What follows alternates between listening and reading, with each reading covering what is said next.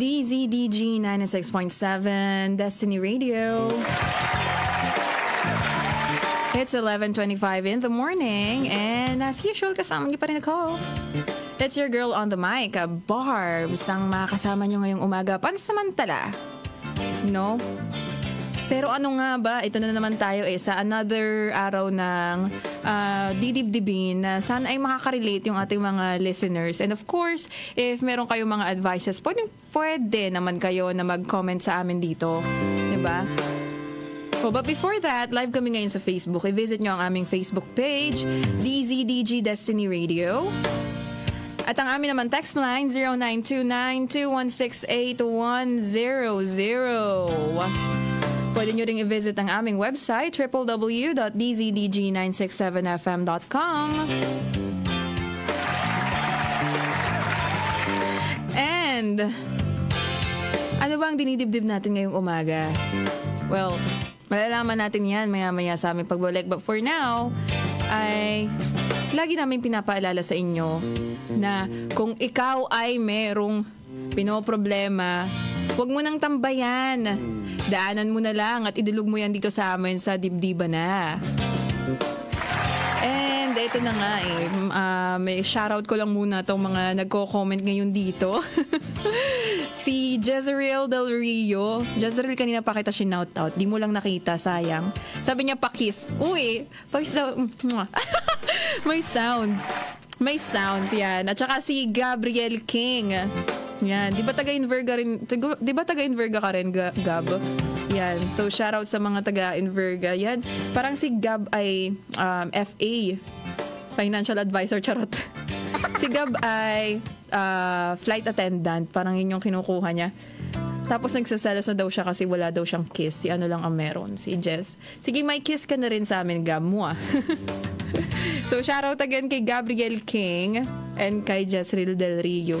Ano ba? Kinikilig ako sa inyong dalawa. And meron din sa ating nag-comment dito sa ating live. Si Sean Patrick R. Ogayon. Sabi, wash out po. Ayan, hello sa iyo, Sean. Miss ka na namin dito sa DZDG. Kaya naman bumalik ka na. Ay, bumisita.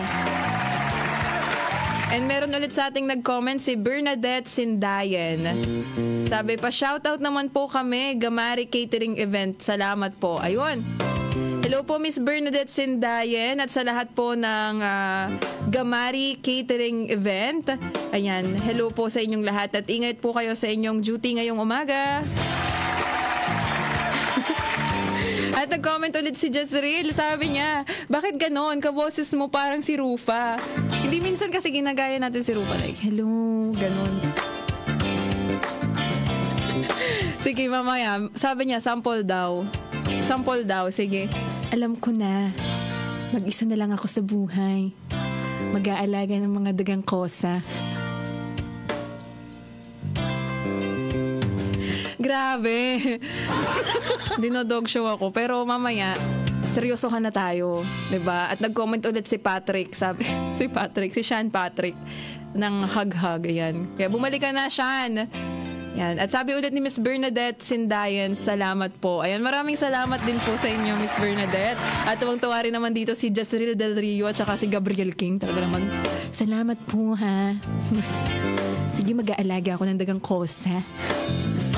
11:29 in the morning, maya-maya lamang ay meron na tayong didibdibin. Kaya wag kayong aalis. Well, for now, ay makinig muna tayo sa mga awitin ni Daryl Hall Oates. Ni Daryl Hall and John Oates. It's your girl Barbs. Walang aalis. Diyan lang kayo. DZ.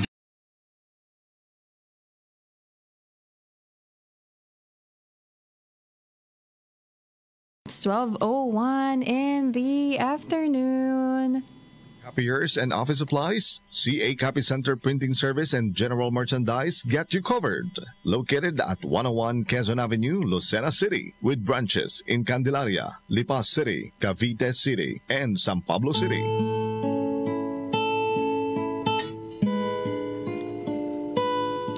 Palagi ni TJ Monterde. Parang ang sarap sa feeling kapag alam mo yun, kahit araw-araw kayong hindi nakangiti, laging away, ganyan. Hindi pa rin kayo humihindi. sa mga tampuhan ay lagi niyong naiilaban, ganun. Like, ang daming tampuhan, pero at the end of the day, magbabati pa rin kayo. 'Di ba? Yung ganung pag-ibig sana, TJ Monterde. Pero ito na nga, at gaya nga ng sinasabi ni TJ Monterde dito na kung babalikan man ang hirap, luhat, lahat, ikaw ang paborito kong desisyon. Pag napapaligiran ng ingay at ng gulo, di ka pagpapalit, di ko pagpapalit ngiti mo sa mundo. And parang ganito rin yung tinidibdib nung letter sender natin ngayong umaga. Well, ang kanya naman is, kung normal pa ba, yung mga ganon, like yung away bati, diba? Wala nang spark. Well, pakinggan natin kung ano ba ang pinoproblema ng ating letter sender ngayong umaga. But before that, live kami ngayon sa Facebook. I-visit nyo ang aming Facebook page, DZDG Destiny Radio. At kung meron naman kayong may advice, i-visit nyo ang, pwede kayo mag-text sa aming text line, 0929-2168100. At, eto na nga. Ano ba ang dinidibdib ni Ana?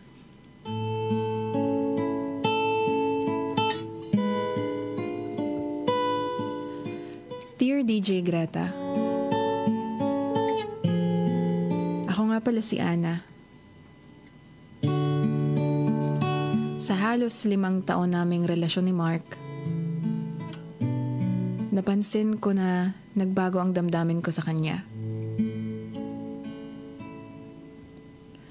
Noon, sobrang saya ko kapag kasama ko siya at ramdam ko ang pagmamahal namin sa isa't isa. Pero ngayon, parang ang daming pagod at pressure na nararamdaman ko. Si Mark, mahal na mahal ko siya. Pero minsan, napapagod na ako sa mga conflicts at challenges na kinakaharap namin. Pareho kaming busy sa trabaho at madalas magkaiba ang schedules namin. Minsan parang wala na kaming oras para sa isa't isa at parang nawawala na yung spark na dati naming nararamdaman.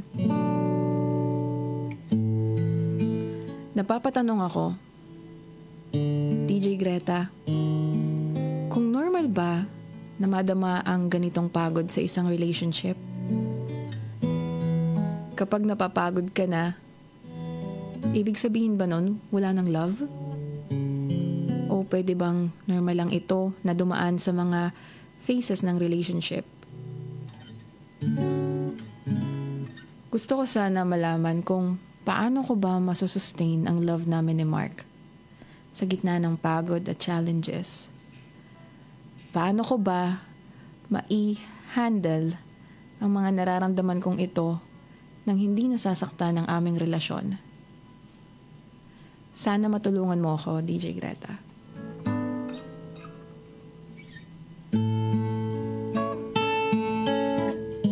At ayun na nga ang dinidibdib ni Ana. Kung kayo ay merong advice dito habang tayo nag-uusap, i-comment nyo yan sa aming Facebook page, Destiny Radio, DZDG Destiny Radio. At ang aming text line, 0929-216-8100. And, Ana, if conflicts and challenges na kinakaharap ninyo is kaya niyong solusyonan, well, kaya niyong pag-usapan, I think it's normal lang, 'di ba? Pero if you keep it long, hindi niyo pinag-uusapan 'yan, hinahayaan niyo na lang na mamatay yung relationship niyo. Oh, that's not normal anymore. No? What you're going to do, or what you have to do is, you talk with Mark. You talk to him na something's bothering you. 'Di ba? Kesa yung bigla na lang kayong sumuko parehas Kasi papagod kayo. Alam nyo ba, meron akong nabasa, like, minayday ko siya nung minsan eh. Ang sabi doon, merong picture or merong video ng dalawang matanda. Sabi niya, I wonder how many times na pinatawad nila yung isa't isa. Or I wanna know how many times na pinatawad nila yung isa't isa para marating yung gantong age na magkasama pa rin sila. Like growing old with them. Ilang pagpapatawad ang nangyari. 'Di ba? Ilang pag-intindi ang nangyari. That's love. 'Di ba?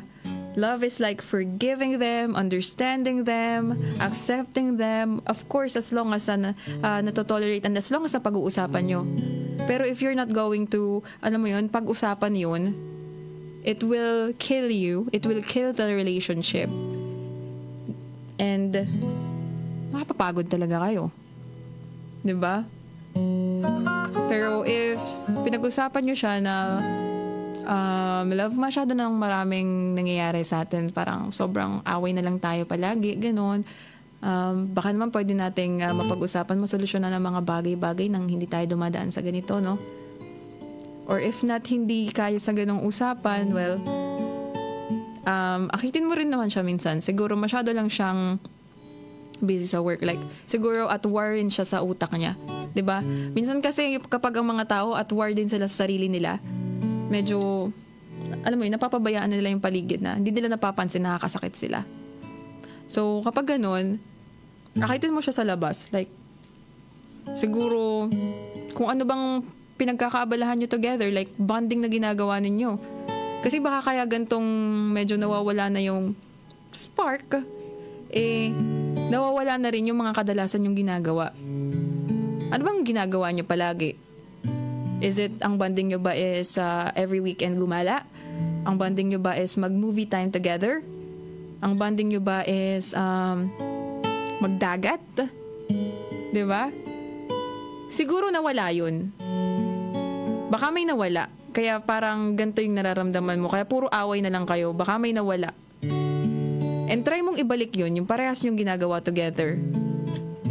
Baka habang tinitingnan mo siya, habang nagmo-movie kayo buti na lang, mapapaganto ka, buti na lang hindi ako sumuko. No? So, ilaban mo to. It's part of the ups and downs ng isang relationship naman. But, kapag ang hindi nakasama ng ups and downs ng relationship is when someone cheated and someone is sinasaktan ka na physically and yung mga words nila is nakakasaksak na sa'yo. Well, that's the time where kailangan mo nang mag-let go. But, if it's something na hindi pagkakaintindihan, try to trace something. Ganon. And then, you'll find the spark again. But love is not all about spark. It's about staying. Love is a choice. Diba? It's about staying kahit feeling mo hindi mo na siya mahal. Ganon daw yun Nag-i-start ang pag-ibig kapag feeling mo daw, hindi mo na siya mahal. Ganon. Pero nag-stay ka. 'Di ba? Pinili mo pa rin siya. Kaya nga doon nila sinasabi na love is a choice. Well, yes, love is a choice. So, kaya nyo yan, Ana and Mark. 'Di ba? Do the things that you and Mark ginagawa nyo together. Again, do the things that you and Mark used to do together. Your bonding and everything. 'Di ba? Para naman maibalik yung dati yung feelings sa isa't isa. 'Di ba? And you're growing together para mag-grow old kayo. Para at the end of the day, kahit ilang away, ilang tampuhan yan, babalik-balik pa rin kayo sa yakap ng isa't isa. Para wala ka ring regrets na, sorry, iniwan kita nun kasi I was at war with myself. Ganon. 'Di ba? Sorry, iniwan kita nun kasi hindi ko rin naiintindihan kung ano nangyayari. Pero if pinag-usapan nyo yan, well, may survive nyo yan. And wala kang regrets. So, kung kayang pag-usapan, kayang tahiin yung gap, then go for it. Para hindi mawala yung taong mahal mo, di ba? Maraming pagsubok ang dumadaan sa pag-ibig. Maraming pagsubok kapag ikay nagmamahal. It takes two to tango. Kung haharapin nyo yan na magkahawak ang kamay ninyong dalawa at walang bumibitaw at parehas nyong gustong i-work out ang inyong relationship, then you will survive the Great War. The two of you will survive the Great War if you hold each other's hand tightly and if you fight together. That's it, Ana. Sana nakatulong kami sa'yo. And sa mga medyo nawawalan na ng spark sa pag-ibig sa kanilang partner. No? You can do it. Kaya yan. So it's 12:12 in the afternoon. And napakinggan natin ang dinidibdib ni Ana. So if you want to say something, mga listeners natin dyan, you can send us a message, 0929-216-8100, and sa aming Facebook page na DZDG96, DZDG Destiny Radio. Well, before tayo magpaalam ng kauntian, like syempre magbabalik tayo, mag-break muna tayo ng kauntian, but before that, may nag-comment sa atin si Bernadette Sindayan. So, hello Bernadette, and sinashoutout ko si Rani Angel Ramirez. And kung ikaw, Ate Bernadette at Ate Rani, meron kayong advice dito kay Ana, go, i-PM mo sa amin yan. And for now, Ana and Mark, ibibigay ko sa inyo ang kantang ito. This one is Kenny Rogers, Through the Years. Kung makakalaban kayong dalawa, hanggang pagtanda ninyo, magkasama pa rin kayo. And huwag kayong aalis dahil magbabalik ako. Ayan. Ana, narinig mo ba yung kanta? Kung ayaw mong mag-turn yung inyong relationship dito sa kanta ng Ben and Ben a Lifetime, nako, itama mo yung mga desisyon mo sa buhay. Diba? Ito nga ang ganda nga nung kantang ito ng Ben and Ben, no? Sabi niya, I was scared to lose you then, but secrets turn into regrets. Buried the feelings grow. Oh, you were a good dream. And was there a lifetime waiting for us in a world where I was yours? Was it the wrong time?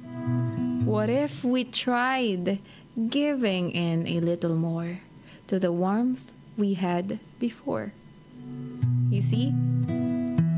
Kung yung pagsubok na yan talaga dumadaan yan sa relasyon, ups and downs, yes, you go in circles sometimes with him, diba?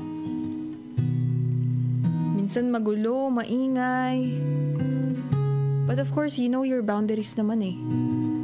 Kung yung conflict na yun ba is sa work ba, well, mapag-uusapan nyo yan. Kung iba-iba naman kasi ang pagsubok ng mga bawat karelasyon natin, di ba? Iba't iba ang pagsubok ng bawat relasyon. No? Pero again, as long as it's not cheating ang inyong problema, as long as it's not something toxic ang inyong problema, or like sinasaktan ka niya physically or like verbally na sobrang sakit, like words that cuts deep, di ba? So yung puso, then I guess that's when you let go. But if not, remember, those conflicts and struggles, they are part of our relationship or your relationship with him.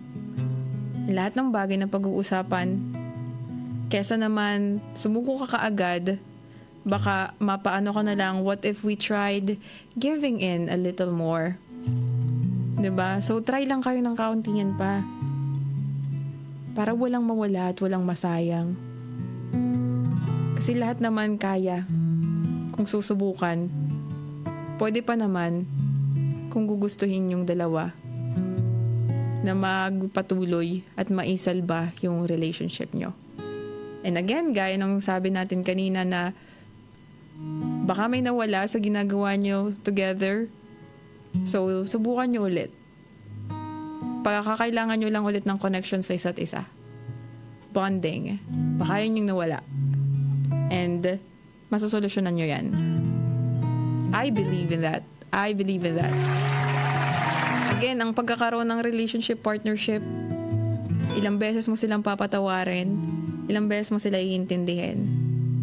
And, kagaya ng poetry na nabasa ko before, na kung wala ang spark, diba? Well, love is, wag mong i-compare yung love sa fire, sabi nila. Because love is burning. Fire is burning. Pero kapag nawala na yung apoy, patay na to. Wala na siya. Diba? Sisindihan mo uli. But, when you compare your love to a river, water, it's flowing. Merong mga bato na madadaanan yan. Minsan medyo matutuyo yung daan, yung mga daan. Minsan hihina yung daloy ng tubig. Pero, it will always find its way back to the ocean.